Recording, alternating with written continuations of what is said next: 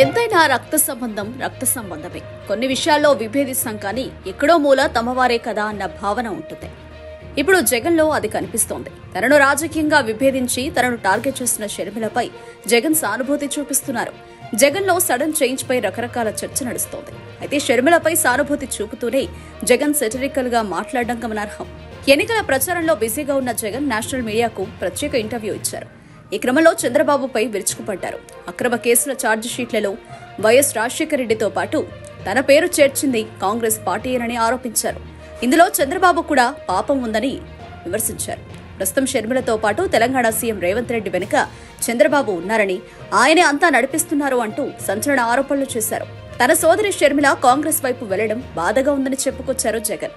అన్నింటికంటే మించి ఆమె ఎన్నికల్లో పోటీ చేస్తే డిపాజిట్లు కూడా రావని, అదే తనకు బాధగా ఉందని జగన్ చెప్పడం విశేషం.